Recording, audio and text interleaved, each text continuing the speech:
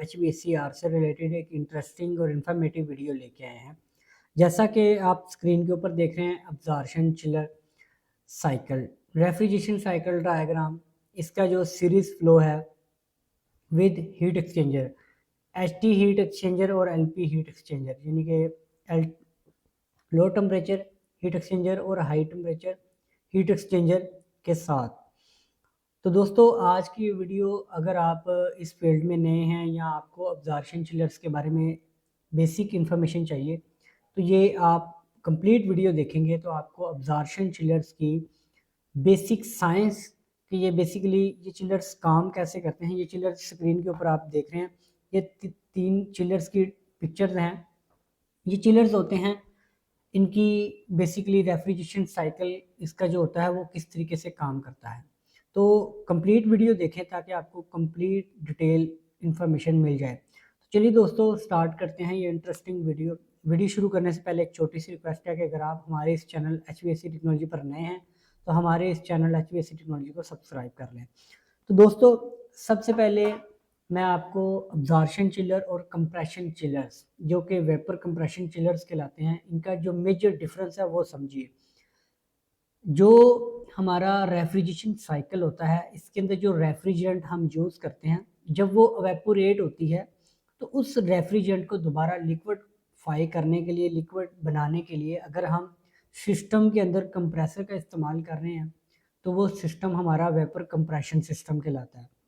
लेकिन अगर आप कोई ऐसा चिलर है जिसके अंदर आप कंप्रेसर के बजाय अब्जॉर्बर का इस्तेमाल कर रहे हैं तो वो सिस्टम हमारा वेपर अब्जॉर्प्शन सिस्टम कहलाता है। This is the major difference between two chillers, vapour compression system and vapour absorption system. तो अब ये तो इनके अंदर हो गया मेजर डिफरेंस। अब बात कर लेते हैं, ये जो अब्जॉर्प्शन चिलर्स होते हैं ये काफ़ी किस्म के होते हैं, इनकी जो काफ़ी ज़्यादा टाइप्स हैं। अब टाइप्स भी डिफरेंट हो सकती हैं। फॉर एग्जांपल, इनके फ्लो के जो फ्लो डायग्राम है वो भी डिफरेंट। सेकेंड चीज़, इसके अंदर जो मेजर इनकी जो टाइप्स हैं वो इनकी डिज़ाइनिंग के ऊपर हो सकती हैं। किसी चिलर के अंदर डबल फर्स्ट जनरेटर हो सकता है, डबल अब्जॉर्बर हो सकता है, किसी चिलर के अंदर हमारा सोल्यूशन पंप डबल होते हैं, किसी में सिंगल सोल्यूशन पंप का इस्तेमाल किया जाता है। उसके अलावा इनके अंदर जो हीट सोर्स, क्योंकि हम इन चिलर्स में कंप्रेसर का इस्तेमाल नहीं करते, इन चिलर्स में हमारा फर्स्ट जनरेटर का इस्तेमाल होता है, जहाँ पे हम चिलर को हीट देते हैं। हीट हम डिफरेंट ज़राए से हो सकते हैं, डायरेक्ट फायर हो सकता है, liquid oil, gas, natural gas या LPG। तो ये तमाम जो हमारे हीट, उसके अलावा स्टीम हो सकती है, हॉट वाटर हो सकता है, फ्लू गैस हो सकती है, ये तमाम ये भी इनकी टाइप्स होती हैं। उसके अलावा इनके अंदर जो केमिकल का इस्तेमाल करते हैं वो भी डिफरेंट टाइप्स का हो सकता है। तो ये तमाम चीज़ें हैं, इनकी वैरायटी बहुत ज़्यादा है। इसके बाद हम बात कर लेते हैं ये चिलर किस असूल के तहत, किस प्रिंसिपल के तहत ये चिलर काम करता है। अगर आप इस चीज़ को समझ जाएंगे ना, तो ये जो चीज़ें अब मैं बताने वाला हूँ ये किसी भी चिलर के अंदर, चाहे उसकी डिज़ाइनिंग कोई भी है, चाहे उसका साइकिल कोई भी है, चाहे उसके अंदर केमिकल कोई भी यूज़ करते हैं, अगर वो वेपर अब्जॉर्प्शन चिलर है तो वो चीज़ें जो मैं बताने वाला हूँ वो तकरीबन तमाम में सेम होंगी। उसमें सबसे नंबर 1 पे है, वो है चिलर के अंदर डीप वैक्यूम। अगर किसी भी चिलर के अंदर वैक्यूम नहीं होगा तो वो चिलर काम नहीं करेगा। अब डीप वैक्यूम इस चिलर के अंदर हम क्यों यूज़ करते हैं वो भी मैं आपको थोड़ा सा एक छोटी सी एग्जांपल से समझा देता हूँ कि अगर सतह समंदर जो सी लेवल है, इसके ऊपर जो प्रेशर है, अगर हम इसको ख़त्म कर दें, यानी कि किसी भी इनक्लोज्ड एरिया को अगर हम वैक्यूम कर देते हैं तो उसके अंदर का ऑटोमेटिकली टेम्परेचर डाउन हो जाता है। अगर आप, इसी को मैं एग्जांपल के तौर पे लूँ कि अगर आप माउंटेन्स के ऊपर या किसी हाइट के ऊपर जाते हैं, ज़्यादा हाइट के ऊपर, तो वहाँ पे सर्दी ज़्यादा होती है क्योंकि वहाँ पे हवा का प्रेशर बहुत कम होता है। क्योंकि आप सी लेवल से ऊपर जा रहे हैं तो वहाँ पे हवा का प्रेशर कम है और वहाँ पे कूलिंग ज़्यादा है। अब जब कूलिंग ज़्यादा है तो वहाँ पे बॉइलिंग पॉइंट है ना, जो फॉर एग्जांपल सी लेवल के ऊपर, ये जो चीज़ें मैं आपको बता रहा हूँ, ये जो रेफ्रिजरेशन साइकिल आएगा तो मैं तमाम चीज़ें दोबारा बताऊंगा कि ये कहाँ कहाँ पे इम्प्लीमेंट होती हैं। तो जो आपका सी लेवल के फॉर एग्जांपल पानी है वो 100 सेंटीग्रेड के ऊपर बॉयल होता है, लेकिन अगर आप सतह समंदर से ऊपर की तरफ, ऊंचाई की तरफ, पहाड़ों पे चले जाते हैं तो वो पानी जल्दी बॉयल होना शुरू हो जाएगा, उसका जो बॉइलिंग पॉइंट है वो भी कम हो जाएगा। अब इसको मैं, इससे जो नेक्स्ट चीज़ है ये तो होगा वैक्यूम। जो मैंने आपको बताया था, पानी मैंने इसलिए बोला था कि उसका बॉइलिंग पॉइंट चेंज हो जाता है, क्योंकि इस चिलर के अंदर हम पानी को, यानी कि सिंपल जो वाटर है, डिस्टल वाटर होता है, इसको हम एज ए रेफ्रिजरेंट इस्तेमाल करते हैं। कैसी अजीब सी बात है अगर आप सुनने में कि पानी को हम एज ए रेफ्रिजरेंट इस्तेमाल करते हैं। स्प्लिट एसीज हैं या बड़े चिलर्स हैं जो कंप्रेशन, वेपर कंप्रेशन सिस्टम है, उनके अंदर हम रेफ्रिजरेंट यानी कि सिंपल अल्फाज में गैस का इस्तेमाल करते हैं। लेकिन इन चिलर्स के अंदर हम किसी किस्म की गैस का इस्तेमाल नहीं करते, बल्कि हम रेफ्रिजरेंट जिससे हमने कूलिंग करनी है वो हमारा सिंपल वाटर होता है। वो उसी बुनियाद पे कि वैक्यूम के ऊपर इसका बॉइलिंग पॉइंट भी कम हो जाता है और ये पानी ठंडा भी हो जाता है। ये मैं जब साइकिल डायग्राम दिखाऊंगा इसी वीडियो के, तो आपको बड़े अच्छे तरीके से पता चल जाएगा। इससे नेक्स्ट चीज़ है, इस चिलर के अंदर हम एक केमिकल का इस्तेमाल करते हैं जो कि लिथियम ब्रोमाइड कहलाता है। लिथियम ब्रोमाइड की भी डिफरेंट टाइप्स हैं, लेकिन मकसद इनका एक ही है, जो एज ए अब्जॉर्बेंट इस्तेमाल करते हैं। अब एज ए अब्जॉर्बेंट कैसे, इसको, ये जस्ट लाइक ए सॉल्ट, ये एक नमक की तरह केमिकल है कि जो हवा के अंदर, अगर आप किसी जगह पे, ओपन जगह पे नमक रखेंगे ना, तो वहाँ पे अगर आपकी हवा के अंदर नमी होगी ना, तो ये जो लिथियम ब्रोमाइड है या नमक है, ये उसको अपने अंदर कैच कर लेता है, उसको अपने अंदर अब्जॉर्ब कर लेता है, जज़ब कर लेता है। ठीक है, इसी खासियत पे इसको हम चिलर के अंदर इस्तेमाल करते हैं। और लिथियम ब्रोमाइड की ये खासियत है कि जब हम इसको गर्म करेंगे तो ये जो बुखारात अपने अंदर अब्जॉर्ब करता है, जो मॉइस्चर या बुखारात, वेपर्स अपने अंदर जज़ब करता है, हीट जब हम इस लिथियम ब्रोमाइड को गर्म करेंगे तो ये उन बुखारात को अपने से डिस्चार्ज कर देता है, इसको अपने केमिकल से अलग करता है, ये वेपर्स बन जाते हैं जो इसके अंदर नमी आती है। लेकिन लिथियम ब्रोमाइड का जो बॉइलिंग पॉइंट है वो बहुत ज़्यादा होता है, इस वजह से ये वेपोराइज नहीं होता। लिथियम ब्रोमाइड आपका वेपोराइज नहीं होगा, जस्ट आपकी जो इसके अंदर पानी है जो एज ए रेफ्रिजरेंट हम यूज़ कर रहे हैं वो इसके अंदर से एवेपोरेट होगा। तो इसी बुनियाद के हम इस चिलर के अंदर इस केमिकल का इस्तेमाल करते हैं। उसके बाद नेक्स्ट है, हीट रिक्वायर्ड होती है। हीट इसीलिए रिक्वायर्ड होती है कि जो लिथियम ब्रोमाइड के अंदर पानी अब्जॉर्ब हुआ है उसको आउट करने के लिए उसको गर्म किया जाता है। जैसे ही लिथियम ब्रोमाइड वाला जो वेपर रेफ्रिजरेंट पानी वाला लिथियम ब्रोमाइड गर्म होगा तो उसके अंदर से पानी वेपर्स बन जाएगा, दोबारा लिथियम ब्रोमाइड वेपर्स नहीं बनेगा क्योंकि उसका टेम्परेचर ज़्यादा है। अब हीट क्या हो सकती है, हीट आपकी डायरेक्ट फायर भी हो सकती है, आग भी हो सकती है, जो कि एलपीजी, फिर नेचुरल गैस, या फिर आप कह लें कि स्टीम, या फिर आप कह लें कि हॉट वाटर। अब ये चिलर बेसिकली इनका, इससे नेक्स्ट चलते हैं ना, तो मैं ये इस स्लाइड के ऊपर जो आप देख रहे हैं, इसको हम इन चिलर्स का इस्तेमाल इंडस्ट्री के अंदर बहुत ज़्यादा होता है। ठीक है ना सॉरी, इंडस्ट्री के अंदर कहीं पे भी, फैक्ट्रीज़ के अंदर अगर आप पानी गर्म कर रहे हैं या स्टीम बना रहे हैं तो आपकी एक चीज़ अगर वेस्ट हो रही है, स्टीम वेस्ट हो रही है या हॉट वाटर वेस्ट हो रहा है, ठीक है, उसके अलावा, या आप किसी ऐसी जगह पे जहाँ पे आपके गैस जनरेटर लगे हुए हैं, उनकी जो एग्जॉस्ट है, यानी कि जनरेटर की एग्जॉस्ट है, इंजन की जो एग्जॉस्ट है, उससे भी आप इन चिलर को चला सकते हैं। उसके अलावा हॉट वाटर, स्टीम, जेट, ये तमाम चीज़ें आप इन चिलर्स को चलाने के लिए इस्तेमाल कर सकते हैं। ये बहुत ज़्यादा एडवांटेजेस है। ये बेसिकली ग्रीन टेक्नोलॉजी जिसको कहते हैं कि अगर आपका वेस्ट हीट जो हो रही है उसको आप यूटिलाइज करें और अपनी जो बचत है वो करें। आपने अगर 400 टन का चिल्ला चलाना है तो उसके लिए अगर आप इलेक्ट्रिक चिल्ला चलाएंगे तो बहुत ज़्यादा कंजप्शन करेगा। तो इस मकसद के लिए हम इन चिलर्स का बेसिकली इस्तेमाल करते हैं क्योंकि ये इंडस्ट्री में बहुत ज़्यादा फ़ायदेमंद है फाइनेंशियली, और ये एटमॉस्फेयर को सेव करते हैं। अगर आप डायरेक्ट इतनी हीट आउटडोर में अपने एम्बियंट में छोड़ेंगे तो वो बहुत ज़्यादा एक डेंजरस चीज़ है, तो उसको हम यूटिलाइज कर लेते हैं ग्रीन बिल्डिंग के इस चिलर्स के अंदर। अच्छा, ये आ गया। अब आपके सामने इसके अंदर सिंपल सी इसकी डायाग्राम है, जो कि इसके सबसे पहले तो मैं आपको इसके पार्ट्स दिखा देता हूँ कि कौन सा मेन पार्ट्स है। इसके जो मेन पार्ट्स हैं सबसे पहले मैं उनको हाईलाइट करता हूँ सर्कल की सूरत में। ये जो है इसका जो सबसे मेन पार्ट, जिसके अंदर हमने फायर, यानी कि इसको हम कहते हैं हाई टेम्परेचर जनरेटर, इसको फर्स्ट स्टेज जनरेटर भी कहते हैं और हाई टेम्परेचर जनरेटर भी कहते हैं। उसके अलावा है ये लो टेम्परेचर जनरेटर, ठीक है। ये जस्ट आपके शेल एंड ट्यूब टाइप हैं, इनके अंदर कोई मैकेनिकल पार्ट नहीं है। इन चिलर्स के अंदर मैकेनिकल पार्ट सिर्फ ये दो पंप्स होते हैं छोटे छोटे, ये एक 3 पंप्स भी होते हैं, यानी कि 2 सोल्यूशन पंप होंगे, एक रेफ्रिजरेंट पंप होगा। किसी चिलर के अंदर सोल्यूशन पंप सिंगल होता है, ये सिंगल की डायग्राम है। किसी चिलर के अंदर डबल सोल्यूशन पंप होता है, ठीक है।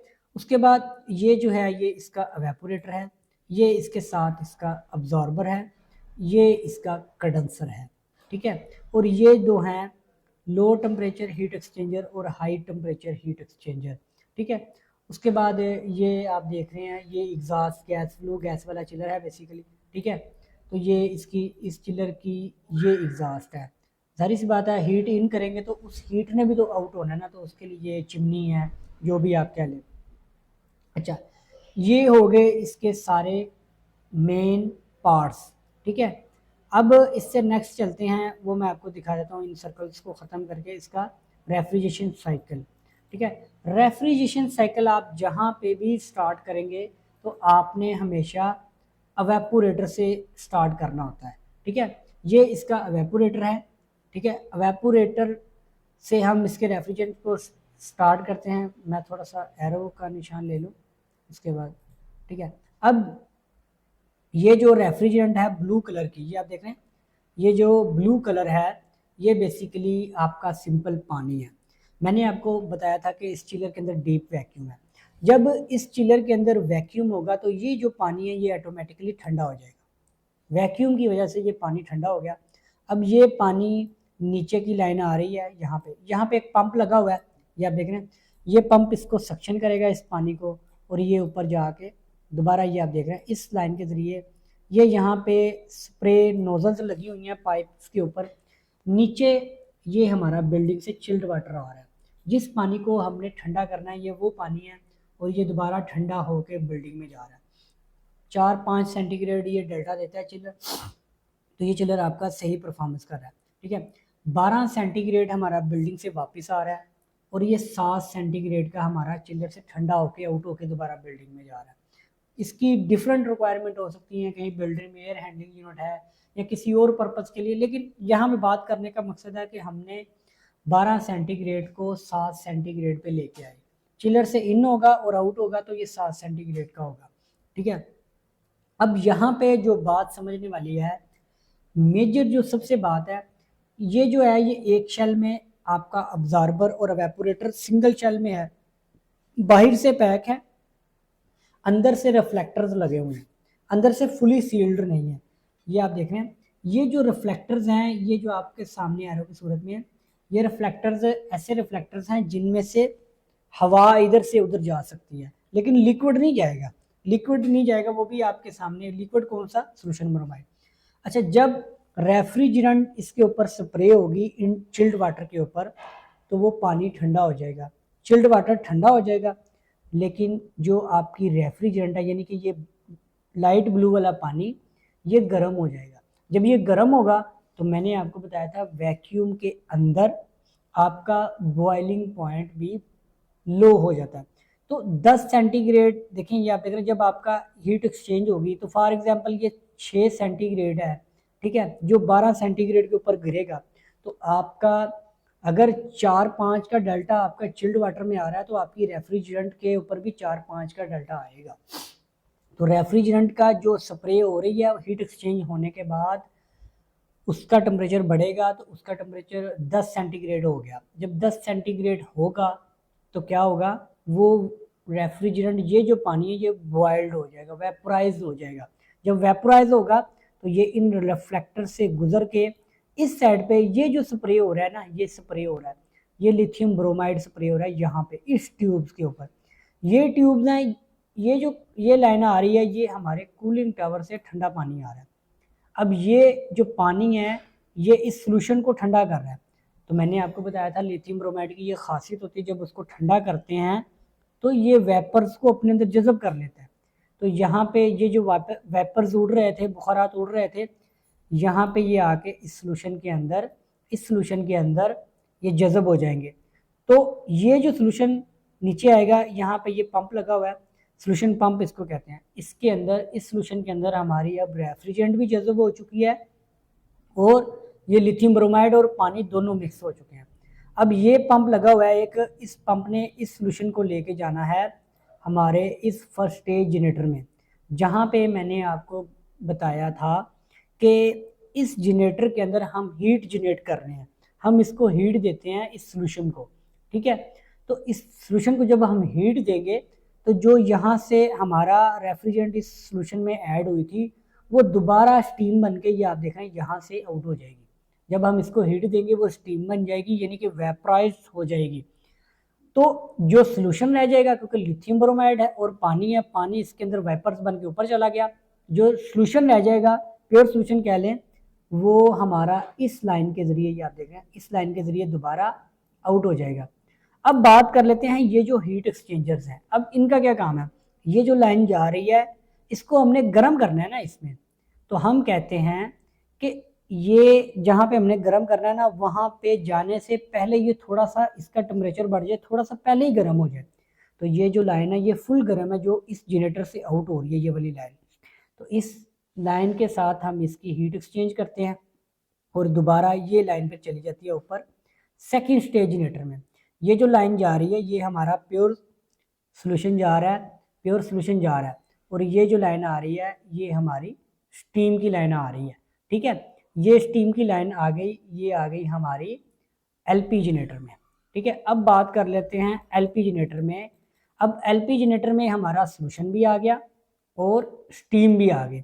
अब स्टीम और सोल्यूशन कौन सा आया, हीट एक्सचेंज से। अब जो ये सोल्यूशन आ रहा है इसका जारी सी बात है, हमने इस सोल्यूशन से हीट एक्सचेंज किया है, तो इस सोल्यूशन का टेम्परेचर डाउन हो गया। अब इसने क्या करना है, ये जो स्टीम आ रही है इसको ठंडा करना है, क्योंकि ये ऑलरेडी ये ठंडा हो चुका है, ठीक है, वो हीट एक्सचेंजर में हो गया। अब हमने इस स्टीम को भी ठंडा करना है, क्योंकि इसको हमने लिक्विड में कन्वर्ट करना है, पानी दोबारा बनाना है इससे। तो ये हमारे इस जनरेटर में जब आएगी तो ये ट्यूब्स के अंदर आएगी, शेल के अंदर हम ये सोल्यूशन इन ट्यूब्स के ऊपर स्प्रे करेंगे, तो इसका टेम्परेचर ठंडा है, स्टीम गर्म है। तो जब ये सोल्यूशन, ये जो आ रहा है, ये इस स्टीम के ऊपर स्प्रे होगा तो ट्यूबों के अंदर स्टीम है, स्टीम पानी बन जाएगी, स्टीम पानी बन जाएगी। या ये जो ब्लू कलर है, डार्क ब्लू है, ये हमारी रेफ्रिजरेंट बन लिक्विड में कन्वर्ट हो गई स्टीम। लेकिन लिक्विड का टेम्परेचर अभी ठंडा नहीं है, क्योंकि स्टीम है ना, स्टीम डायरेक्ट पानी बनेगी तो वो पानी गर्म होगा। अब इसको ठंडा करने के लिए ना, इस पानी को ठंडा करने के लिए यही कूलिंग वाटर का पानी, ये आप देख रहे हैं, ये जो कूलिंग वाटर का पानी अब्जार्बर में इन होगा, अब्जार्बर से ये जो कलर है ये हमारा कंडेंसर से इन होगा, कंडेंसर में इस स्टीम को मज़ीद ठंडा करेगा और वो स्टीम प्रॉपर लिक्विड और ठंडी हो जाएगी, ठीक है, लिक्विड भी ठंडा हो जाएगा। अब ये लिक्विड आएगा हमारे फिर दोबारा बाय ग्रेविटी हमारे एवेपोरेटर के अंदर।